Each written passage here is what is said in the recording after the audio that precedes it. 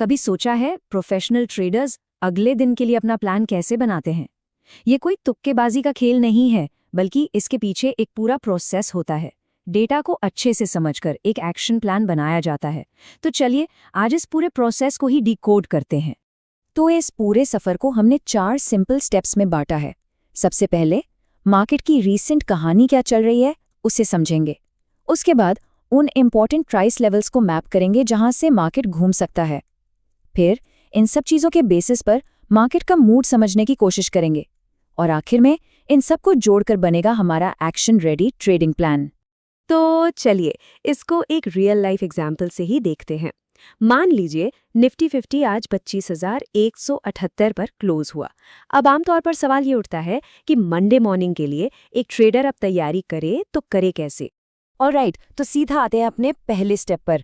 देखिए, कोई भी प्लान बनाने से पहले ये जानना सबसे ज़रूरी है कि अभी हो क्या रहा है, आखिर मार्केट हमें सुना क्या रहा है, उसकी कहानी क्या है। तो सबसे पहला काम है ट्रेंड को पहचानना। बियरिश ट्रेंड के बारे में सुना होगा। इसका सिंपल सा मतलब ये है कि मार्केट लगातार नीचे की तरफ जा रहा है। इसमें होता क्या है कि हर नया हाई पिछले हाई से नीचे बनता है और हर नया लो पिछले लो से भी नीचे बनता है, एकदम सीढ़ियों से नीचे उतरने जैसा। और निफ्टी का 15 मिनट का चार्ट जब हम देखते हैं ना, तो बिल्कुल यही पैटर्न साफ साफ दिखता है। तो ये है हमारा पहला क्लू और सबसे इम्पॉर्टेंट ऑब्जर्वेशन। मार्केट का करंट डायरेक्शन नीचे का है। तो ये तो क्लियर हो गया कि ट्रेंड नीचे का है।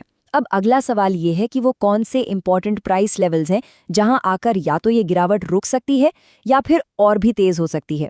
इनको एक तरह से मार्केट की बैटल लाइन समझ सकते हैं, जहां बायर्स और सेलर्स की असली लड़ाई होती है। थोड़ी रिसर्च के बाद ये 4 लेवल्स सबसे इम्पोर्टेंट निकल कर आते हैं। ऊपर की तरफ 25,300 और 25,500 रेजिस्टेंस का काम कर रहे हैं, मतलब ये वो दीवारें हैं जहां सेलर्स एक्टिव हो जाते हैं। और नीचे की तरफ 25,100 और 25,000 सपोर्ट हैं, यानी वो जोन जहां बायर्स मार्केट को थामने की कोशिश कर सकते हैं। चलिए पहले 25,300 पर फोकस करते हैं। ये हमारा इमीडिएट रेजिस्टेंस लेवल है, मतलब अगर मार्केट ऊपर जाने की कोशिश करता है तो यहाँ पर सेलिंग प्रेशर बढ़ सकता है और प्राइस वापस नीचे आ सकती है। और इसके ठीक उल्टा है 25,100 का लेवल। ये इमीडिएट सपोर्ट है और क्योंकि मार्केट इसके बिल्कुल पास बंद हुआ है, ये लेवल बहुत ही क्रूशियल हो जाता है। अगर गिरावट जारी रहती है तो बायर्स यहाँ पर एक्टिव हो सकते हैं और फॉल को रोकने की कोशिश कर सकते हैं। तो अब हमने ट्रेंड भी देख लिया और इम्पोर्टेंट लेवल्स भी मार्क कर लिए। अब टाइम है इन दोनों को जोड़कर मार्केट का मूड समझने का, कि मार्केट का झुकाव किस तरफ है, बुलिश, बेरिश या साइडवेज। अब यहाँ एक इंटरेस्टिंग चीज है। एक तरफ तो ट्रेंड हमें साफ साफ बता रहा है कि मार्केट बेरिश है, लेकिन दूसरी तरफ प्राइस एक मजबूत सपोर्ट के बिल्कुल सर पे खड़ी है। इसका मतलब ये है कि हम आंख बंद करके सिर्फ एक डायरेक्शन में नहीं सोच सकते।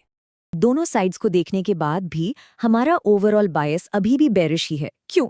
क्योंकि देखिए, एक सेट ट्रेंड को तोड़ना आसान नहीं होता, उसके लिए काफी पावर लगती है। कहते हैं ना, ट्रेंड इज योर फ्रेंड। जब तक प्राइस जोरदार तरीके से रेजिस्टेंस को पार नहीं करती, ट्रेंड के साथ रहना ही समझदारी है। तो एनालिसिस वाला पार्ट तो हो गया। अब आते हैं सबसे इम्पोर्टेंट हिस्से पर, इस पूरी एनालिसिस को एक एक्चुअल प्लान में बदलना।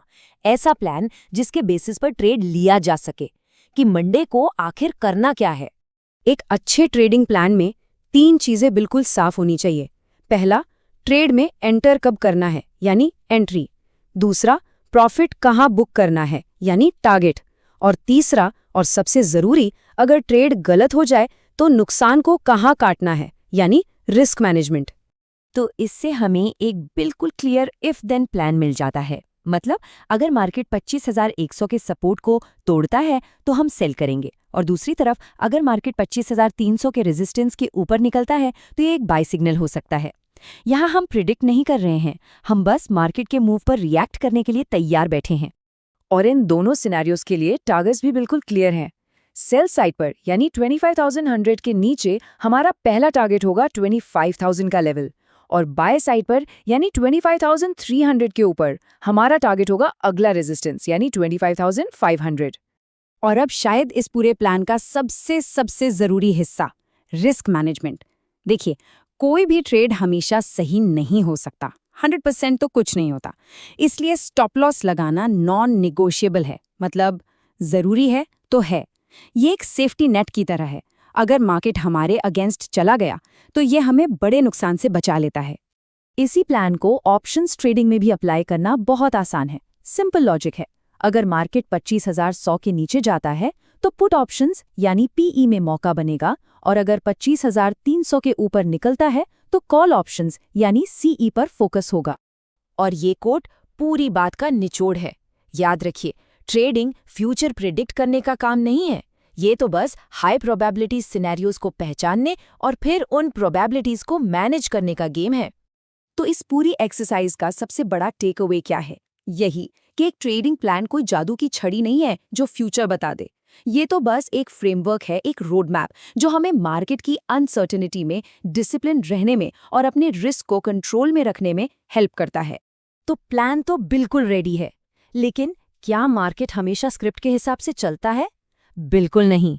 और एक ट्रेडर का असली टेस्ट तभी शुरू होता है जब मार्केट कुछ अनएक्सपेक्टेड करता है, और उस वक्त भी उसे अपने प्लान पर, अपने डिसिप्लिन पर कायम रहना होता है।